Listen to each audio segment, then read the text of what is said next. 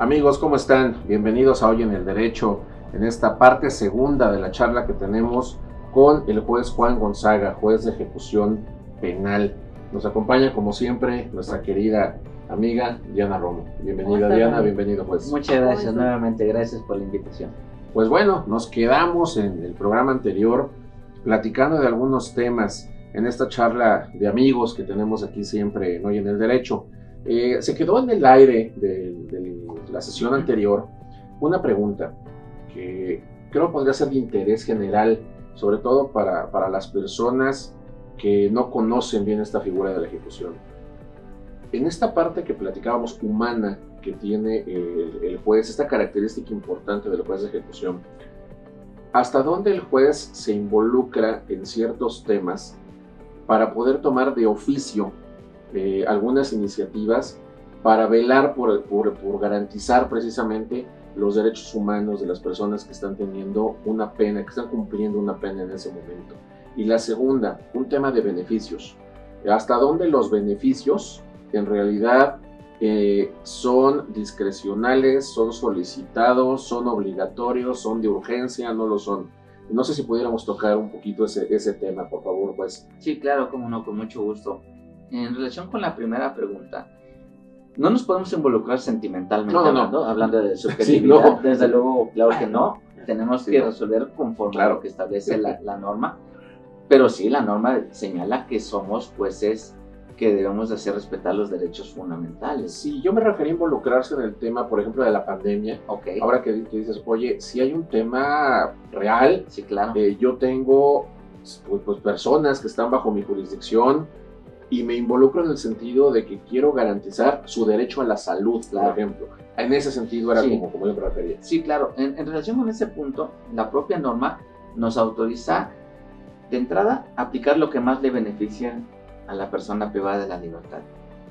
Por lo que es una cuestión urgente, también la norma nos autoriza que en su momento podamos recabar hasta pruebas, ¿sí?, que le puedan beneficiar a este tipo de personas. En el caso de la pandemia, si en un momento dado la persona, el defensor, no lo ha solicitado, el juez de ejecución, desde mi perspectiva, está facultado para decirle a la autoridad penitenciaria: dime qué está pasando con esta otra persona. O en su defecto, si la persona me llegó a promover una cuestión de salud y yo le requería el reclusorio y el defensor, por omisión, por lo que sea, ya no promovió nada por cambio de defensor, ¿qué sucede? Yo, como juez de ejecución, le puedo decir al director del reclusorio qué pasó con esto que estaba siendo requerido por el sentenciado.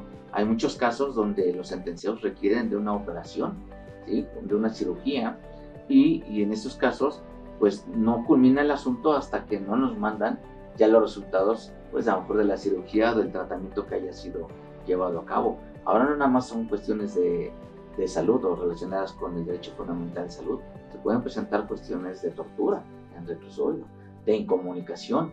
El juez de ejecución a veces viene siendo un símil de un juez de amparo, porque la ley de ejecución también establece la suspensión de ciertos actos que se están presentando en la vida en reclusión. Entonces, en amparo sabemos que cuando vienen y reclaman incomunicación o tortura, pues viene la suspensión procedente, la suspensión de oficio que concede el juez de amparo.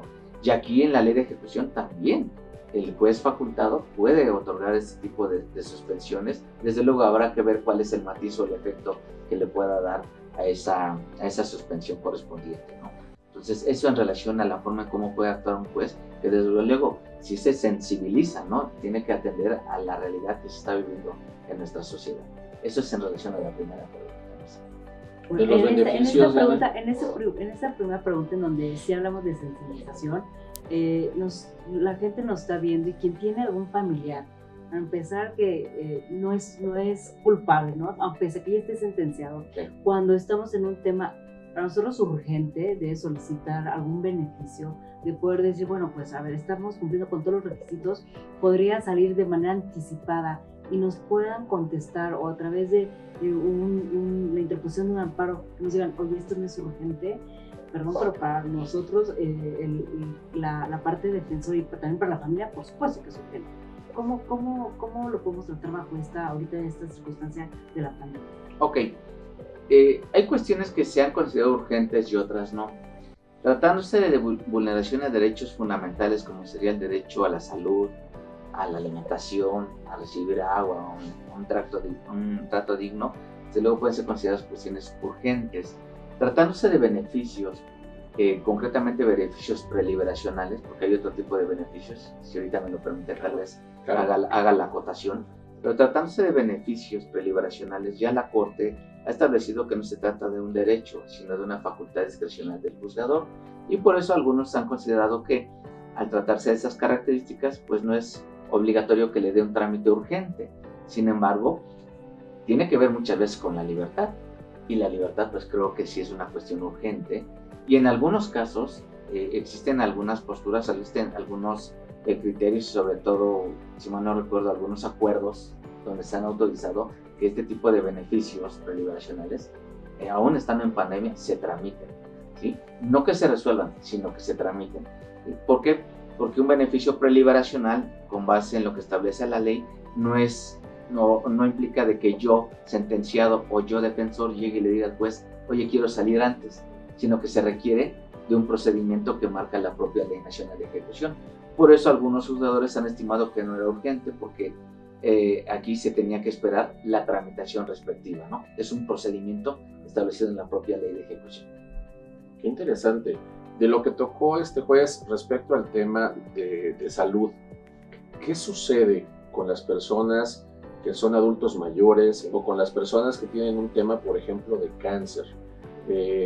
Obviamente, bueno, el defensor tendría que hacerlo manifiesto de forma expresa, ¿no? Y demostrarlo, desde luego, no nada más es decirlo.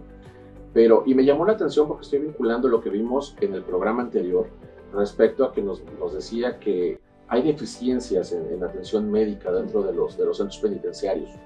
¿Qué considera el juez de ejecución y cómo resuelve en la experiencia este tipo de situaciones? Es decir, finalmente hay una persona sentenciada que tiene que cumplir una pena, pero también tiene una situación personal muy particular que puede ser una enfermedad crónico-degenerativa, una enfermedad como el cáncer, o alguna situación ya, por ejemplo, de edad muy avanzada.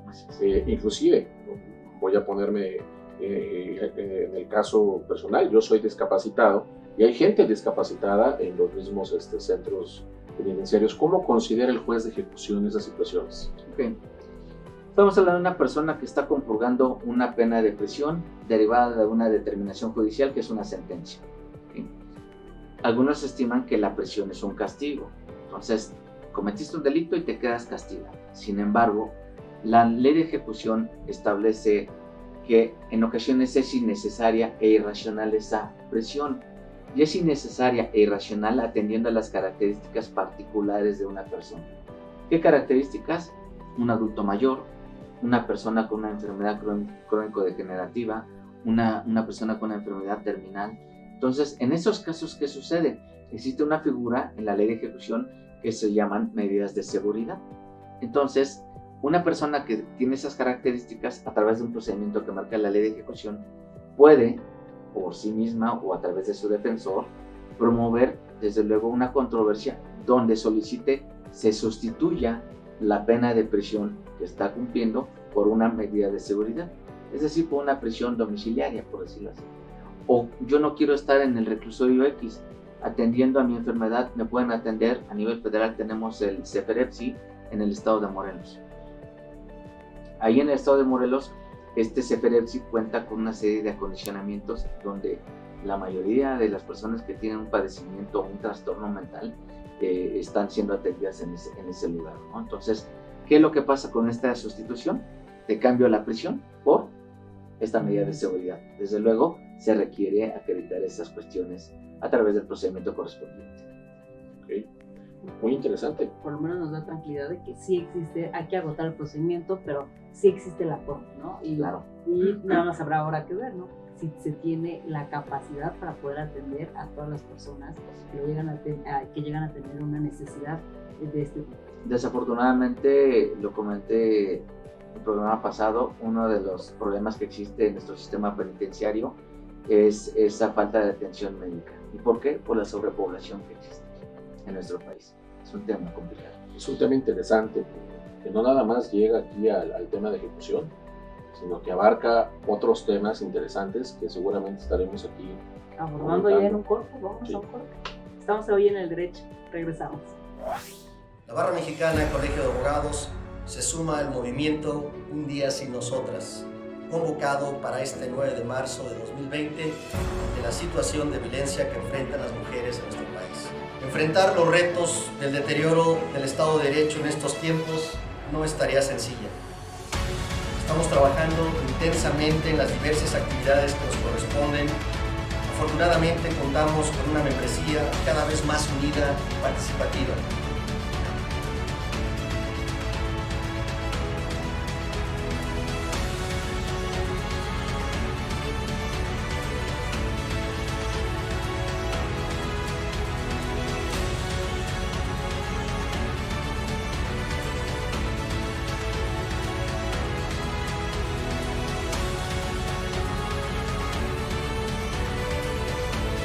Esperamos que esta acción contribuya a la reflexión para provocar un cambio que erradique la violencia hacia las mujeres. Cierro la cita.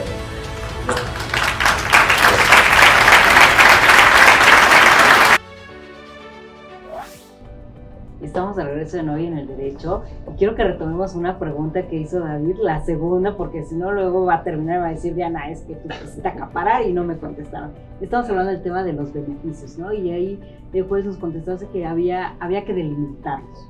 Sí, en la experiencia que he tenido, hay beneficios que se pueden otorgar al momento de dictar la sentencia y beneficios preliberacionales que se conceden cuando ya se está ejecutando la pena. Me explico con un ejemplo, si me lo permiten. Y me voy a abocar a nivel federal. Cuando una persona es sentenciada, el Código Penal Federal establece una serie de figuras que se llaman sustitutivos penales o el beneficio de condena condicional.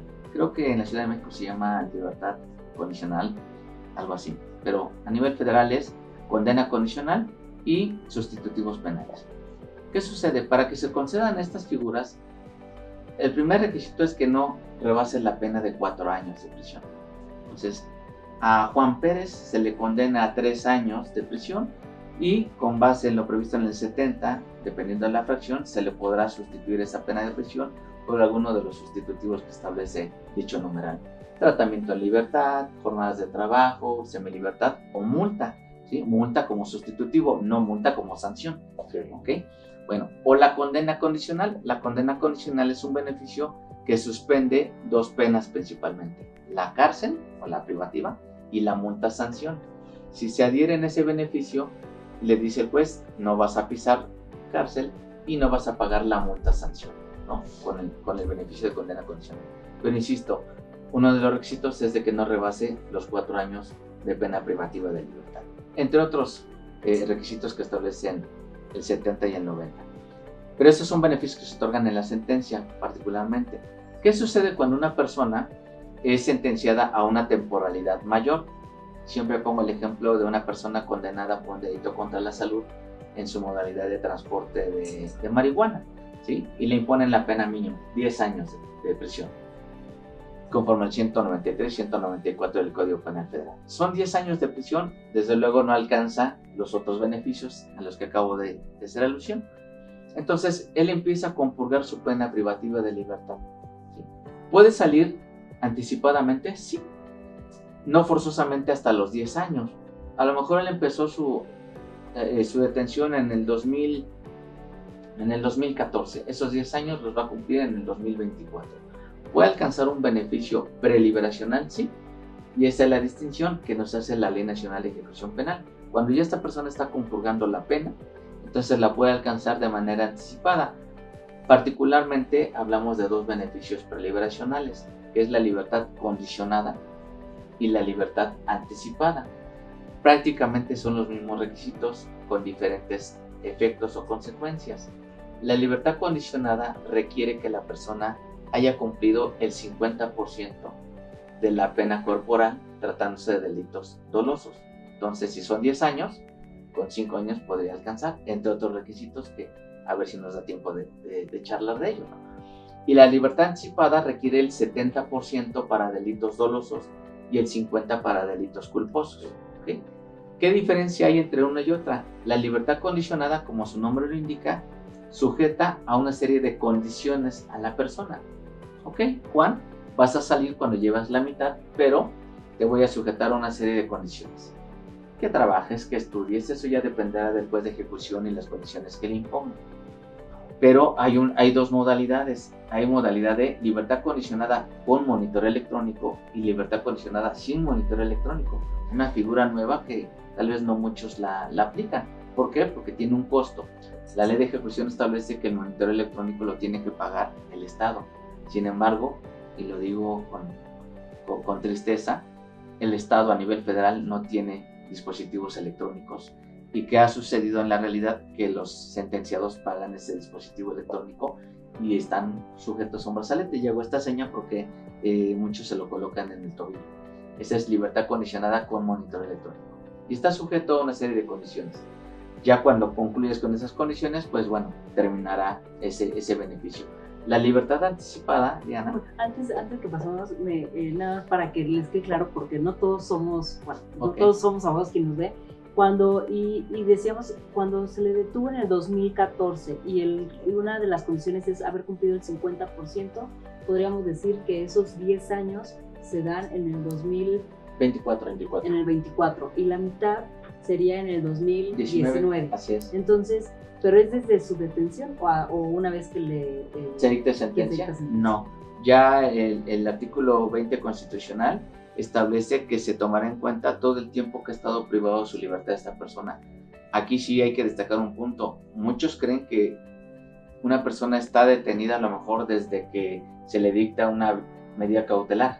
No, hay personas que están sujetas a arraigos y ese arraigo también se les debe de computar, ¿no? ¿Qué tan importante es sí, claro. conocer? Porque a lo mejor un arraigo te va a dar ese beneficio previo, ¿no? Así de es. manera anticipada. Sí, aquí sí quisiera destacar, hay dos tipos de prisión preventiva y prisión punitiva. La prisión preventiva es antes de que se dicte sentencia, la prisión punitiva es una vez dictada la sentencia. Me dirán, ¿y qué tiene que ver? Sí tiene que ver mucho, porque hay personas que no nada más tienen un asunto, tienen 2 o 3 asuntos, ¿sí? Ya la Suprema Corte ha establecido que tratándose de prisión preventiva, en algunos casos, si se requieren algunos aspectos, sí puede correr de manera simultánea la prisión preventiva. Van a la par. Pero ya dijo la Corte, tratándose de prisión punitiva, ahí sí no corren a la par. Ahí terminas una condena y empiezas con el abono de la prisión preventiva. Entonces sí es importante, y retomando tu duda, Diana, aquí sí se toma en cuenta todo el tiempo que la persona ha estado privada de su libertad. Okay. Entonces vamos al otro supuesto, ¿no? La libertad anticipada. Así es. La libertad anticipada requiere del 70% para delitos dolosos y para delitos culposos el 50%. ¿Cuál es el efecto? Que la persona, cuando se cumplen todos los requisitos para la libertad anticipada, el efecto es que se extingue la pena privativa de libertad. Es decir, la persona sale libre sin que quede sujeta a alguna comisión o algún monitoreo electrónico. Queda en libertad. Habrá algunas penas que quedan pendientes de ejecutar. ¿Cuáles? La reparación del daño posiblemente o la multa. Sin embargo, existen algunos candaditos que establece la ley de ejecución y dice, ¿quieres el beneficio de libertad anticipada? No procede o no te lo otorgo hasta que no repares el daño o hasta que no pagues la multa, ¿no? Entre otras condiciones que también establece la ley de ejecución.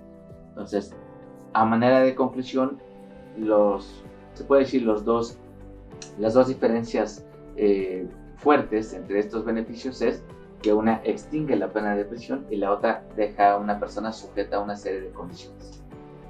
Oye, interesantísimo. Además, hay que reconocerle algo aquí al juez. Aparte de que sabe mucho, que eso es importantísimo, lo explica muy claro, de forma que cualquier persona que lo vea, que nos escuche, lo va a entender, que finalmente es la finalidad de esto, ¿no? A veces debemos de dirigirnos mucho a la persona que no es abogada y que tiene todas estas dudas que estamos comentando. Ya para el siguiente segmento creo que hay por ahí algunos temas que platicábamos fuera de cámara en el corte, como son por ejemplo los recursos, ¿no? ¿Qué sucede cuando no estamos de acuerdo con la resolución que dio el juez? ¿A dónde podemos ir? Y bueno, por ahí también ya lo comentaremos, Oye, David, a mí me Sí. gustaría, antes de irnos a este corte, también agradecerle aquí al juez, pero también agradecerle a Héctor, a nuestro presidente, por esta iniciativa, porque al final, hoy lo que nos acaba, en estos minutitos, tenemos una clase, ¿no? Es una cátedra. Es una cátedra Sí, en la claro. que agradezco mucho el que seamos parte de este proyecto. Y pues bueno, yo voy a seguir aprendiendo. Si apenas estamos iniciando con los primeros programas, imagínate. Sí, lo que viene. Vamos a un corte. Vamos a un corte hoy en el derecho.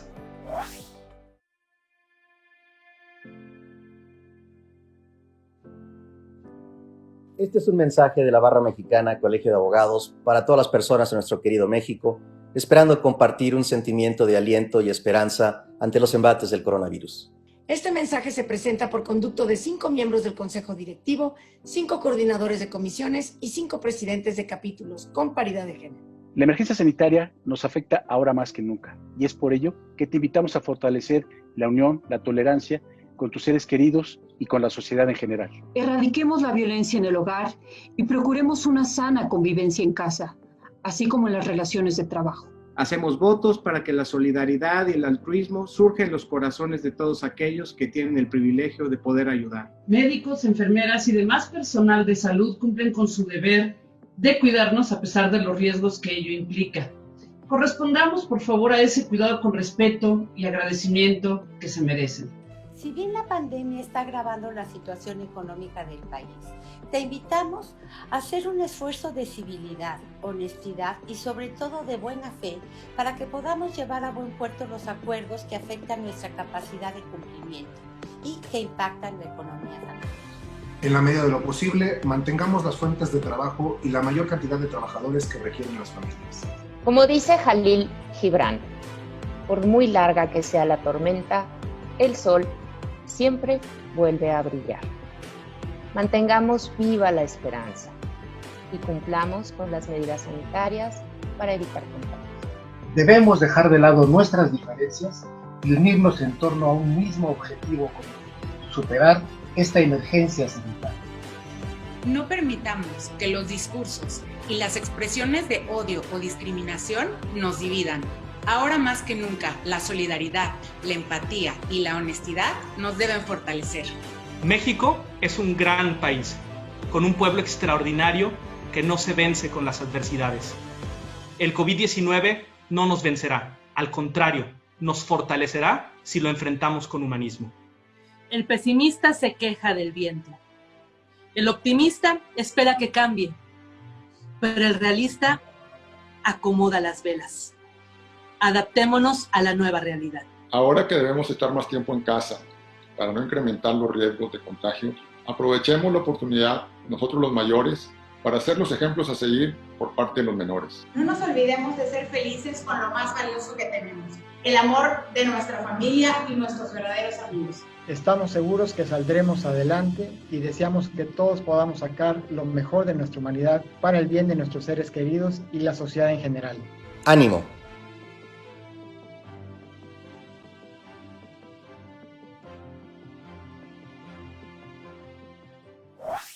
Estamos de regreso en Hoy en el Derecho y platicamos sobre estos beneficios, algunos requisitos, ¿no?, que quedaron pendientes de platicarnos. Claro, en realidad los beneficios preliberacionales, los que abordé hace unos instantes, de anticipada y condicionada, decía que son muy similares. Además de la temporalidad que ya destacamos, existen otros aspectos. Los beneficios, ha dicho la Corte, que son incentivos, son invitación a las personas que están privadas de la libertad de: oye, no estés ahí sin hacer nada en reclusión. ¿Por qué? Porque precisamente la Constitución dice: te vas a reintegrar a la sociedad a través de una serie de herramientas que te voy a dar yo estando tú en reclusión. Entonces, de manera genérica, ¿cuáles son estos requisitos? Que no tengas antecedentes, que no exista una sentencia condenatoria. Si no entendiste la primera, no vas a entender a la segunda ni a la tercera. Así lo dice el legislador prácticamente. Y es algo real. Claro, sí. Que te portes bien, que no tengas procedimientos administrativos en reclusión. ¿Sí? No es lo mismo la persona que se fugó del reclusorio 2 o 3 veces y ven y me diga: oye, quiero salir anticipadamente. ¿Sí? Por otro lado también, que no exista un riesgo para la víctima. A nivel federal no tenemos ese problema en gran parte porque muchos de los delitos, la afectación en la sociedad. como es delincuencia organizada, como, bueno, ahí está prohibido ese delito, pero, por ejemplo, portación de armas o en algunos otros delitos a nivel federal, pero a nivel local, ahí sí se presenta ese riesgo objetivo para la víctima. Hablamos de violación, el delito de violación, el delito de homicidio, ¿sí? Para los familiares de la víctima directa. Ahí sí se presenta a veces esa oposición de que no lo dejes salir porque yo tengo miedo de que cuando salga la persona exista un riesgo objetivo. Ese es otro requisito, ¿no? Entonces, dependiendo también del tipo de delitos. Un punto interesante, y ahorita lo destacaba, es, oye, ¿qué hiciste tú estando en reclusión? El plan de actividades. No trabajaste, no estudiaste, no hiciste deporte, entonces no aprovechaste el tiempo. Algunos juzgadores, algunos docentes, algunos doctrinarios dicen, es que no lo puedes obligar a que trabaje, que estudie. Ok, no te voy a obligar, pero como juez de ejecución, si yo no veo que tú aprovechaste el tiempo, no te concedo el beneficio preliberacional. Por eso decía, es incentivo, es una invitación a que te pongas a hacer algo, ¿no? Y también en la realidad a veces tienen esas ganas, pero no tienen las herramientas. Y entonces, yo he tenido quienes están recluidos, oye, yo sí quiero porque están pensando en tener este beneficio, pero pues no tengo las herramientas, que no me dejan, que no puedo. Entonces ahí se contrapone, ¿no? Por una parte sí está en la ley, te quieren reinsertar a la sociedad, y por otro lado pues me dicen, no, lo quiero hacer, pero no hay forma. Es donde entra la sensibilidad del juez de ejecución. Como juez de ejecución, sobre todo a nivel federal, sabemos que la industria penitenciaria en algunos ceferezos es muy baja, de hecho es escasa, en algunos no hay, ¿no? He tenido conocimiento de que algunos ceferezos no tienen industria penitenciaria, en otros el familiar tiene que llevarle a su interno, tiene que llevarle material para que él haga su trabajo. ¿Qué pasa con ese interno que no tiene familiar o que no tiene los recursos económicos? Entonces, yo como juez de ejecución, ¿qué crees, Juan? No te voy a dejar salir porque no trabajaste. Juez, si aquí en el reclusorio no tengo oportunidad, si aquí yo no tengo dinero para pagar mi material para llevar a cabo mis actividades. Entonces es donde entra la sensibilidad por parte del juez de ejecución. Y dice uno, es un requisito que está en la ley de ejecución, pero atendiendo a ese conocimiento o esa experiencia que se ha venido presentando en los diferentes reclusorios, pues lo voy a hacer algún lado. Y existen otros requisitos, ¿no? El pago de la multa que habíamos comentado, la reparación del daño y desde luego la temporalidad a la que he hecho alusión de que tenga que haber cumplido con cierto tiempo la persona ya privada de la libertad. Okay. Tal vez no mencionó, porque él es peleonero. Y entonces David quiere saber qué pasa cuando no está de acuerdo con una resolución del juez, ¿no? Okay. ¿Qué sucede cuando dicen, oye, pues ya lo analizó, ya determinó y no estoy de acuerdo? ¿Qué recursos puede tener ahí la parte promovente? Nuestra ley de ejecución precisamente tiene ese procedimiento, por eso la vuelve especial y autónoma, porque también establece una serie de recursos. Concretamente tenemos recurso de revocación, que es el que resuelve el juez y él mismo resuelve la revocación.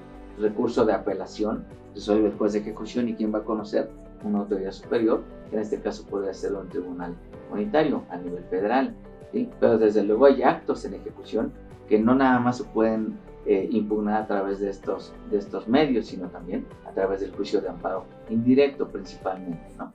Ahora, hay determinaciones de la autoridad penitenciaria donde yo como interno me sanciona la autoridad penitenciaria y me castiga a 20 días de aislamiento o 20 días de no poder ver a mis visitas. ¿Eso cómo lo puedo impugnar yo? Voy ante el juez de ejecución a través de una controversia. Entonces digo, no es un recurso como tal, es una controversia, es un procedimiento, pero cabe dentro de estas figuras o este abanico de posibilidades que la ley de ejecución establece para yo poderme conformar de una serie de resoluciones o determinaciones impuestas. O sea, si no me gusta lo que el juez está diciendo, existen los medios, ¿no? Así es, así es. Tenemos con quién. Así es. Así es. Una pregunta, pues, ya antes de entrar a la parte final ya de este programa. En la experiencia, ¿qué consejo le podría dar usted a los abogados? Hace rato comentó que hay abogados que se han presentado en las audiencias y que no conocen, no dominan bien esta ley. ¿Qué consejo le podría dar a nuestros colegas que nos están viendo para que puedan desarrollar mejor esta especialidad dentro de la rama penal penitenciaria? Bueno, el consejo no solamente iría para los abogados litigantes, iría para todos los que operamos el sistema. Nosotros como juzgadores, magistrados, defensores, ministerios públicos, estudiar, prepararnos, ¿no? Capacitarnos. Desafortunadamente escuchamos que la mayoría de los cursos en el sistema acusatorio son de las etapas anteriores, pero yo no he escuchado cursos de ejecución donde cómo se litiga en ejecución, cómo se incorporan los datos, medios de prueba en ejecución, cómo se valoran las pruebas si es que existen en la ejecución. Entonces, estamos en un campo todavía desconocido que es la ejecución, y eso es lo que sí me gustaría proponer, a lo mejor a las escuelas, modificar plan de actividades para enseñar, para capacitar, pues no solamente a los estudiantes, sino a todos los operadores que estamos en esta rama. Desde luego, pues el estudio, ¿no? Nunca dejar de estudiar y de capacitarnos y prepararnos.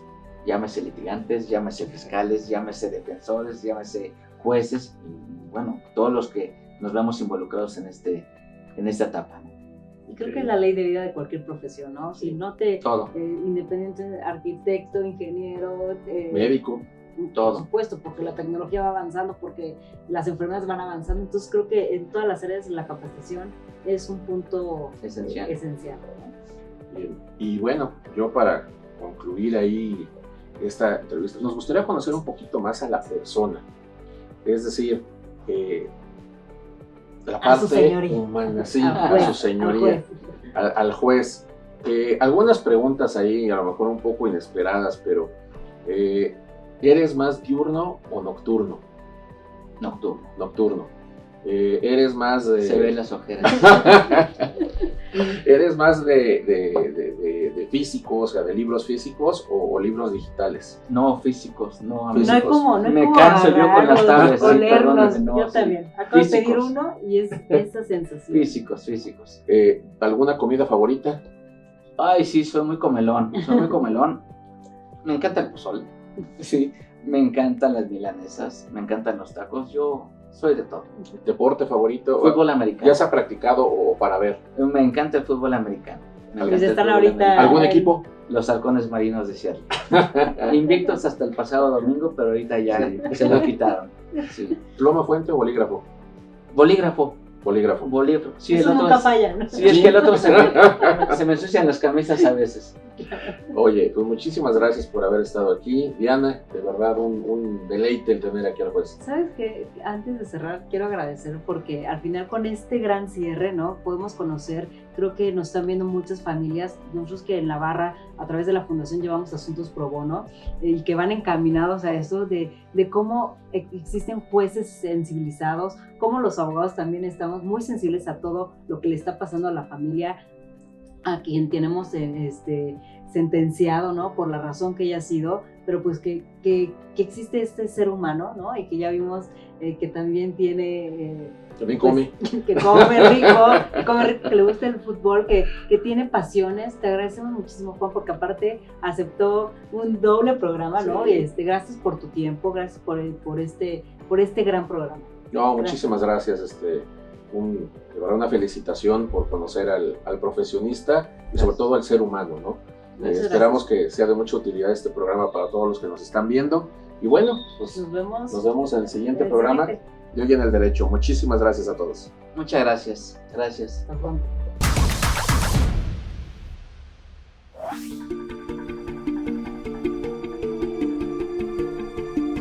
Señores, hemos concluido el programa académico del 17º Congreso Nacional de Abogados organizados por la Barra Mexicana en esta hermosa ciudad y puerto de Mazatlán, Sinaloa. Este exitoso congreso fue posible gracias al arduo trabajo de muchas personas. Agradezco en primer lugar el decidido apoyo que nos dio el gobierno del Estado, quien amablemente nos ofreció esta cena. Este congreso fue muy exitoso gracias a la participación de todos. Juntos coadyuvamos a un mejor futuro de la abogacía, del Estado de Derecho con justicia y democracia y del desarrollo sostenible.